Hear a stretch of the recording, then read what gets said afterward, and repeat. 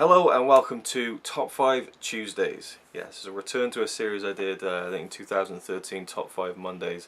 But this time it'll be on Tuesdays after every week's Battathon Returns episode. If you haven't seen that so far, yesterday was the introduction episode to my new Batman series. Anyway, Top 5 Tuesdays today will be Top 5 action films from the 80s, from the 1980s, a great decade for film in general, a great decade for everything in general, I think. I'm a huge fan of all things 80s and particularly films, and you can't go wrong with a good old cheesy 80s action film. Now I'm doing this because Ian and James, Forkable and DVD Collector 1974, they did their top 5 80s action films I think last week. They always do top 5 videos together, but I thought I'd steal their idea for this week and kick off with a subject that I'm very passionate about, because as soon as I saw that Ian posted his video, top 5 action films from the 80s, I was like, well, that's easy, that'll be this, and I couldn't quite decide on the fifth one, but the four ones that I have here, from 4 to 1, instant, I just knew within 3 seconds what they'd all be. But number 5 took a bit of kind of thinking and looking through lists of what else other people had said on the internet, what their favourite action films from the 80s were. So here is my list. Number 5. Police Story, yeah, Jackie Chan's Police Story, I believe it was 1985. It's just an amazing action film. Now, I'd say every film on my list has a great story and has great actors and just takes the action genre to like that upper echelon where it goes beyond being just a cheesy action film, even though I love those.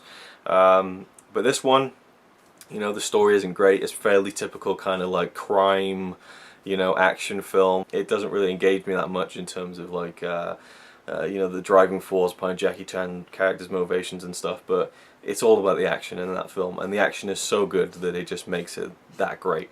You have the great the car chase with the bus and the shanty town at the beginning. It's just incredible. I mean, the stunts that you see in Jackie Chan's films, especially back then, were just unbelievable, just incredible. And then you have, I think, probably the most famous part of that film is not only the amazing fight scenes inside the mall at the end, but Jackie Chan's kind of big finale where he slides down this pole from the top of a mall right down to the bottom, maybe like, I don't know how high it was, but really high, with all these lights around it, and I think he got electrocuted, or he like burned his hands because the pole was hot or something, and he broke a bone or something. Like, he really messed himself up doing that stunt.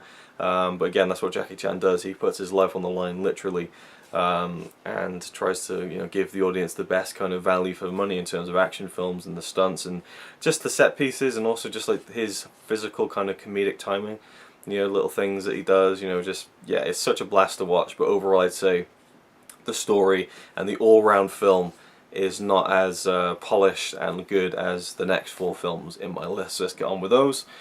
Number 4, Die Hard. Die Hard for me is just a brilliant action film, and you can also say there's not really that much action in it. Well, I guess there is, but I mean, a lot of it is. I love how it's all self-contained within the skyscraper. I forget what it's called now, the Naka something or another, the plaza.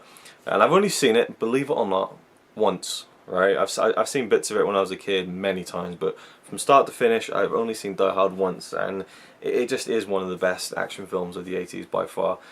Bruce Willis is fantastic in it. You got the amazing Alan Rickman as Hans Gruber, fantastic villains. All the all the German guys, and just all the little bits, the memorable bits, the lines, and then when the action starts going and stuff, it's brilliant. Next up, we have number 3. Robocop.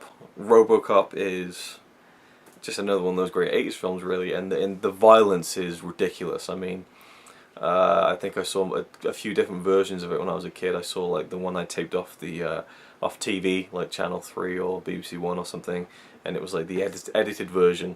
And then I saw the uncut version, I think over my dad's. He was playing it, and I was like, holy, like, oh my god, it's even like I forget what it was. There's some moment in it that wasn't in the version I saw on TV, and it kind of like blew me away. Like, wow, is this like almost my first experience with like another cut of a film? I wasn't too familiar with the fact that films were changed for TV at the time, which probably shows you how young I was when I saw it, which probably wasn't a good thing. But I loved the Robocop films growing up. I got all 3 on VHS, and again, I watched them all, but mainly kept going back to the original. In fact, I think I had It was a one VHS tape release that had Robocop 1 and 2 on it, which is awesome because I could just watch it all the way through, and I thought that was brilliant. But for me, the first one is just awesome. You got Peter Weller, fantastic as Robocop himself, and just the whole story and everything, and it's just brilliant, really, really good. Next up, we have number 2, The Terminator. I'm currently wearing a Terminator 2 t-shirt, but The Terminator again, I'd say, I don't know, is there much action? Yeah, there is action in it. I mean, it depends how you kind of like classify an action film. You know, is it a film that is non-stop wall-to-wall action, or is it a film that builds up to the action and delivers on the action at certain key points? I think this is one of them. It's more about the story for me in a way, just the idea of it, and just a stroke of genius from James Cameron. I love the idea that James Cameron had a dream about the Terminator, and then he wrote it, and then he made it. You know, and the first Terminator film, you know, was not really a big studio film like Terminator 2 was, or 3, or 4, or 5. You know, it was a real basic kind of shoot. I love the fact that it's a night film. I think does it open in the day? Yeah, because we see Sarah Connor as a waitress, and I think at the end of the film we see her. But I mean, for the most part, you know, 90% of the film takes place over this one night, and I love that. I love films that take place over one night, just the same way as I love films that take place in one location, like when Die Hard in the building.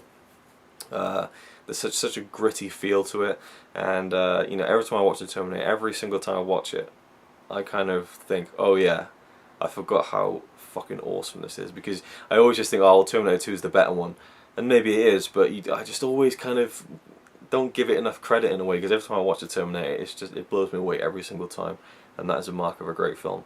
So, number 1, my favourite action film from the 1980s, what is it going to be? Well, I got 5 honourable mentions, which I'll just rattle through really quickly and won't really go into them into too much detail. Big Trouble in Little China, love that film, John Carpenter, Kurt Russell, classic. Raiders of the Lost Ark, Harrison Ford, another classic, one I'd only seen for the first time last year. Again, similar with Die Hard, I'd seen bits of it a lot growing up, but I only kind of saw it in full as an adult last year.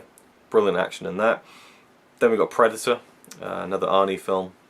Commando, another Arnie film. Again, great action in both of those films, and I kind of grew up with Predator as well. Again, probably not a good thing, but it is a film I watched a lot growing up as a kid. And then finally, my 5th honourable mention would be First Blood, the original Rambo movie. Again, not much action in that one, really. It's all about the build-up, and Stallone's great in it. And yeah, you can go so far with kind of the action. You know, you could look at a film like Commando with Arnie and say that's a straight-up action film. But then you look at, like, you know, Back to the Future maybe, or like Star Wars. You know, they're full of action, but they're not really action films. You know, so it's hard for me to kind of place them in any kind of individual. You know, because again, I don't know. Terminator, it's more like kind of sci-fi, horror, thriller aspect with, you know, action thrown in. But anyway. My number 1 pick for my favourite action film of the 80s is one of those ones as well, where it's not a straight up action film, but for me it's a film that has great action and it's just an amazing film. Aliens. Yes, and I'm sure that one of my top 5 videos from 2013 had this as my favourite something. I can't remember what it was, so you know, you'll see a lot of Aliens probably cropping up in these kind of top 5 lists, but yeah, for me Aliens is just, it's one of my favourite films of all time. It was made in the 80s, it has action in it, so it's number 1. But no, I love the action. You know, you got the Marines going into the, you know, LV-4, 26 was it?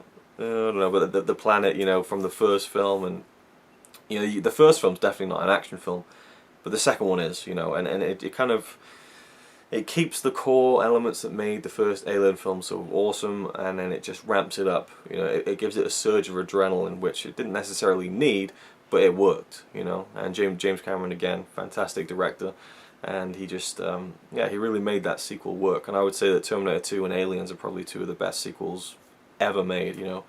Even up there with, you know, Godfather Part 2, and just in terms of being just as good as, if not better than the original, which is a really tough thing to pull off sometimes when you're dealing with an original that's really great.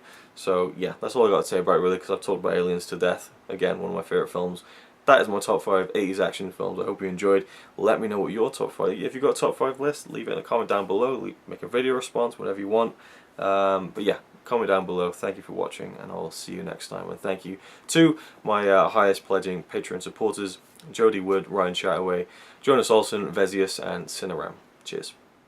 really nice guy. He looks after his friends. He only chucks them about the place a couple of times on the weekend. Yeah, he's alright by me.